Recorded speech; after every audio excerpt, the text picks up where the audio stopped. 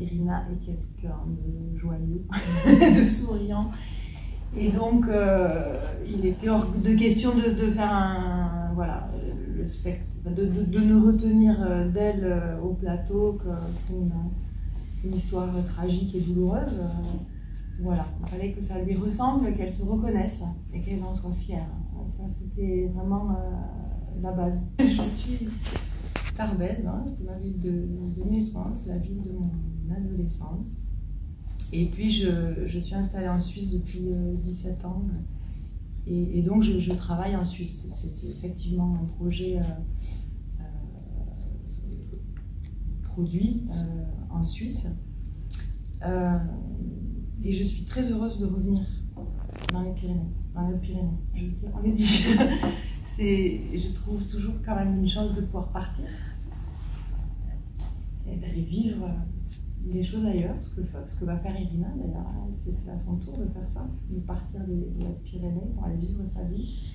Et moi, j'ai vraiment cette envie-là de revenir ici. Je suis très attachée à ma région. Je voulais quand même le dire, c'est important pour moi.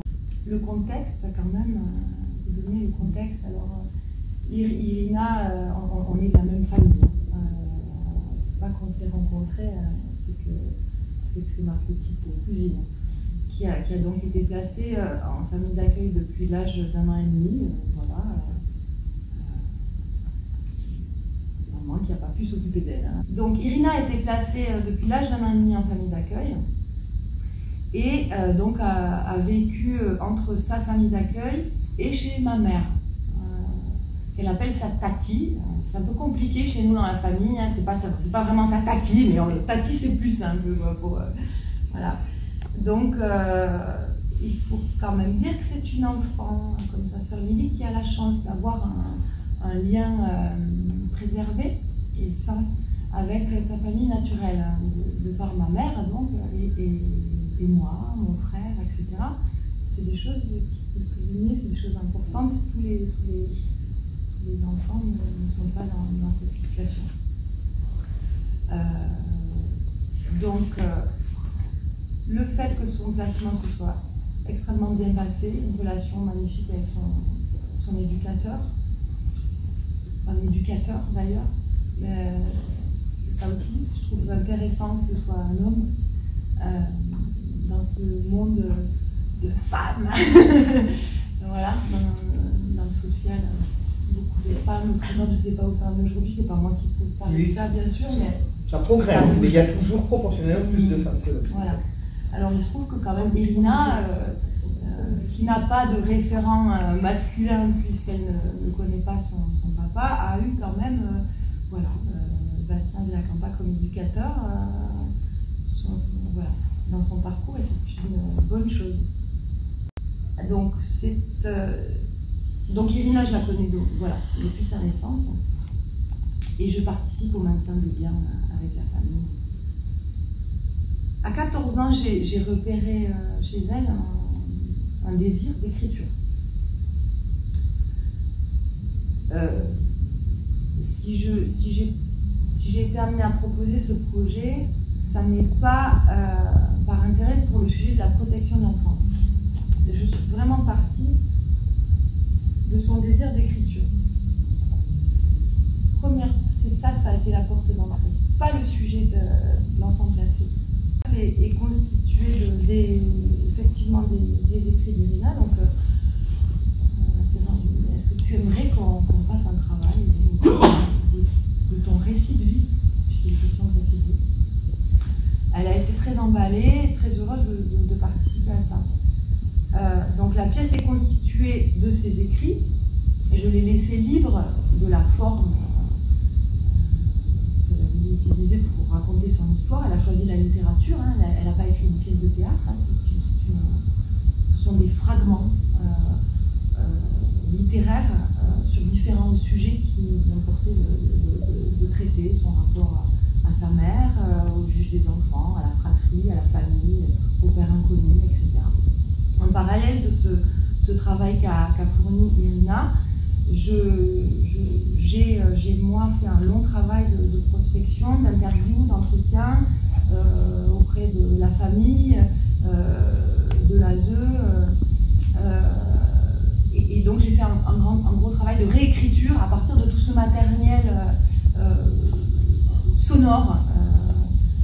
moi, m'importe beaucoup. Je pars beaucoup du son, plus que du visuel. Le travail radiophonique m'intéresse énormément. Donc voilà, la pièce est constituée de ces deux matériaux et sont donc pris en charge et par Irina, et c'est aussi une pièce chorale, hein, il y a deux acteurs, un acteur et une actrice, qui prennent en charge les différents personnages de la pièce, et notamment Viviane Pavillon, donc, qui joue Irina. Parce que j'ai été très attentive au fait qu'Irina se sente le mieux possible durant toute la création, pour donner le meilleur d'elle-même, et donc je n'ai pas voulu qu'elle ait à apprendre par cœur, comme une actrice professionnelle le ferait, alors qu'elle ne l'est pas. Donc Viviane Pavillon prend en charge toutes les parties d'interview qui sont un peu du coup on a le travail littéraire très écrit d'Irina, et on a un matériel plus de la pensée en mouvement, en train de se donner, voilà, qui est livré par Viviane Pavillon, et Raphaël Defour qui lui joue éducateur, maman, etc. Sur les sujets, la chose la plus importante pour moi, il est question dans ce travail, au-delà de la protection de l'enfance, d'écriture comme outil de réparation. C'est vraiment c'est intégré au travail. Ce n'est pas le portrait d'une enfant placée, c'est le portrait d'une adolescente comme une autre, avec ses douleurs, ses peines, ses joies, et c'est le portrait donc d'une jeune fille qui écrit.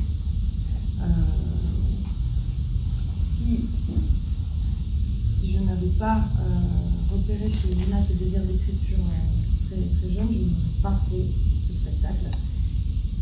Et si Irina avait été une enfant fracassée par son démarrage de vie, ce spectacle n'aurait jamais vu le jour. C'est-à-dire qu'il ne s'agissait pas là d'exploiter la douleur, la détresse, les grandes questions de ces enfants placés, mais plutôt d'en rendre visible, de rendre visible la capacité de ces enfants d'émerger de toutes ces batailles fortes et fortes de leur parcours. C'est des enfants qui grandissent trop vite, c'est clair. C'est des enfants qui sont très tôt en lien avec les institutions, par l'intermédiaire des éducateurs, des psychologues, du juge des enfants. Voilà, pas des enfants comme les autres. Mais on peut dire aussi, quand les enfants se débattent avec ça, arrivent à s'en sortir, qu'ils sont forts et forts de ces expériences de vie. Et Irina fait partie de ces enfants-là. Si Irina avait utilisé l'écriture en défouloir uniquement, en journal intime, je me suis beaucoup appuyée sur Boris Céline pour dire ces choses-là, je n'aurais pas fait ce spectacle. C'est très bien que des enfants le fassent, si ça les aide, mais il fallait qu'il y ait chez elles une capacité de mettre hors d'elle-même tout ce matériel et d'avoir absolument conscience que ce matériel serait amené à être rendu visible. C'est une œuvre en fait. Et donc de se déplacer de son sujet, elle a eu même la liberté de rentrer dans la fiction au moment où elle voulait. Donc voilà, c'est pas un journal intime. C'est après, comme elle dit, ces phases de colère, de tristesse. Tout ça se passe après. Jamais je n'aurais fait ce travail pendant. Ses joies, ses peines et son parcours atypique. Elle est forte de ce parcours.